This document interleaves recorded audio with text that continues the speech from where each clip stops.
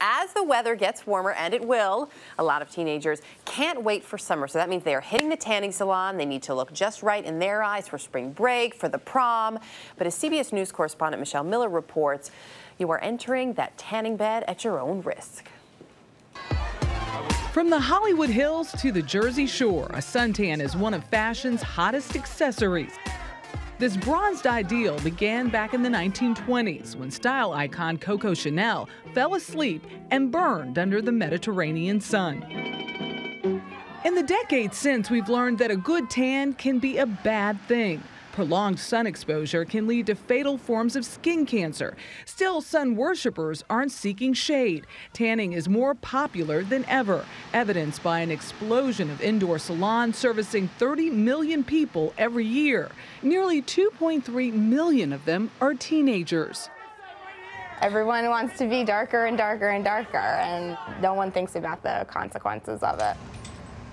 Like many teens her age, Stephanie Gartenberg began visiting tanning beds before her senior prom. Believing a 15-minute base tan was safer than hours under the sun, Stephanie hit the tanning bed before big social events and vacations until her doctor advised her to cool it. When I was 25, I went for a random skin check I had never gone before. And he did a number of biopsies. One came back as a melanoma. When he said it, I was like, you mean it's like a precancerous? And he's like, no, it's a melanoma. Wow.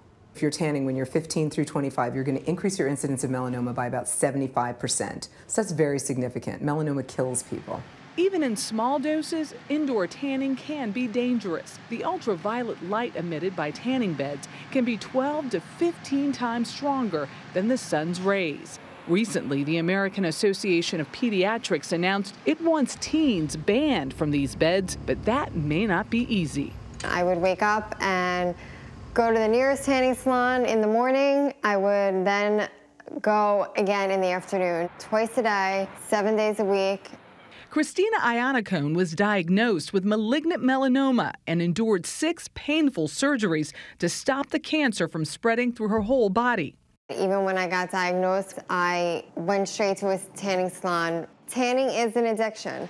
And lawmakers around the country are trying to pull the plug. 32 states have passed laws or regulations restricting teen tanning. New York is considering banning it altogether. Doctors say it's necessary. Is there any way to balance going to a tanning booth? According to the Skin Cancer Foundation and the American Academy of Dermatology, we do not think that there's any way that you can balance going to a tanning salon. You should absolutely positively not do it.